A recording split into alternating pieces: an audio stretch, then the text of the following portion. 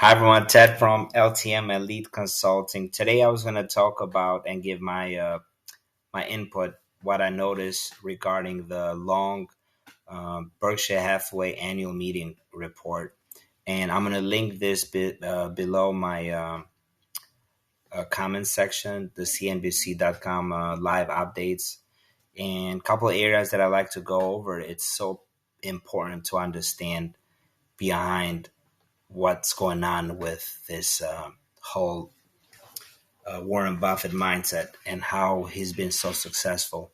This is what I normally see. Warren Buffett always had so much in reserves when it came to cash and always looked for opportunities to make gains when he saw opportunities. In this particular case, Buffett is making good returns by putting his mountain of cash in treasury bills yielding north of 5.4%. We only swing at pitches we like, Buffett said when asked about why he hasn't used his cash pile to make new investments. So this goes back to most of the videos, especially shorts that I make of fear of missing out, slow down, take your time. That philosophy concept always comes from other mature investors that have been doing this a long time. And Warren Buffett is one of the mentors that I normally follow. And when you see his mindset and the process behind it, he does not focus on trying to make quick gains, but he's looking at the big as a whole picture. So it's okay to make 4 or 5% guaranteed. And when you see opportunities out there, you go and you make some of those changes. And the challenging part is it's very easy to deploy cash if you think the company is safe. But at the same time, when you see a 10, 15, 20, 30% drop, then you wish you had some of that cash in reserves, and that's how money is made behind the scene.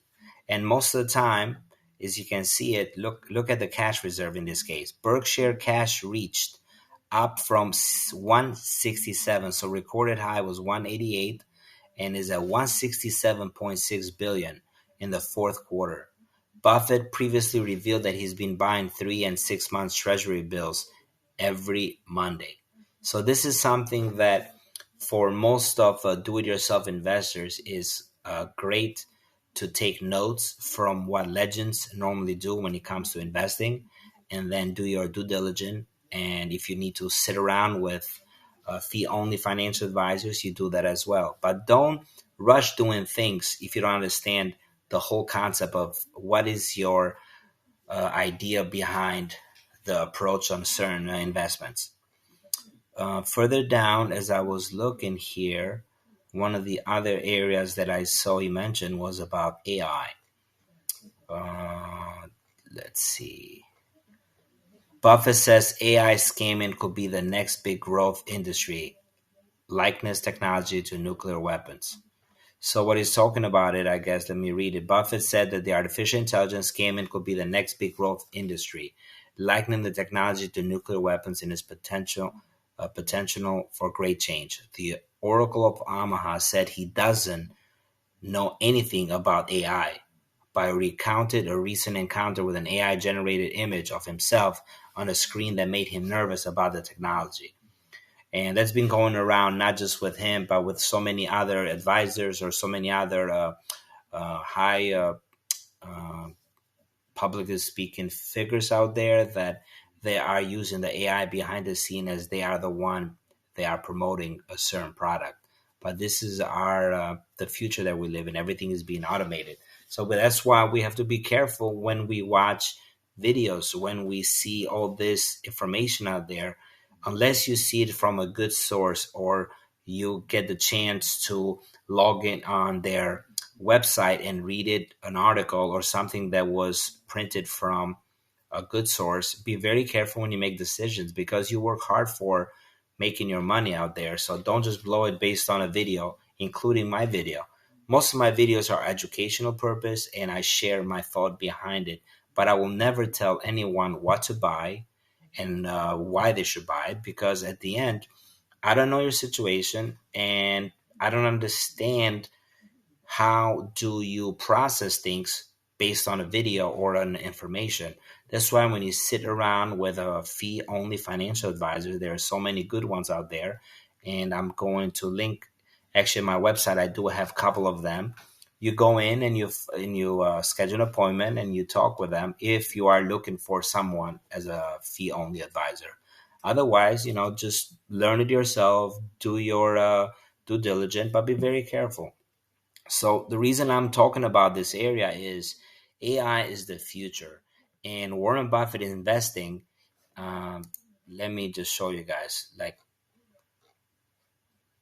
Warren Buffett investing is completely different than my investments. Why is that? Is because I am concentrating more in the growth companies as well as AI tech companies.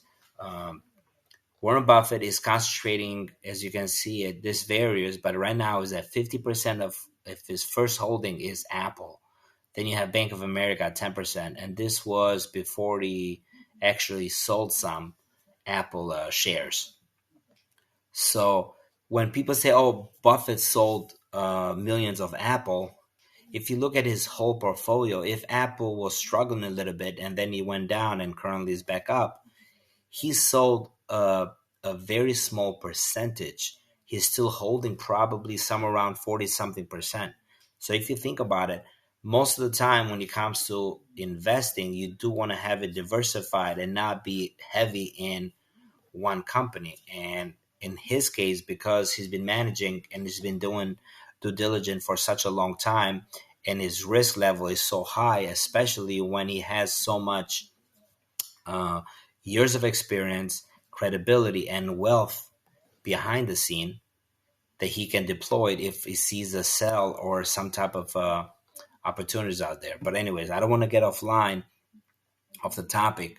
So you got 10% Bank of America. American Express is 8.18. Coca-Cola, as you saw it on his videos, he always has the Coke as he advertised it, 6.79%. And then you got Chevron, 5.41. Altogether, I believe, last time I checked, was around 41 companies.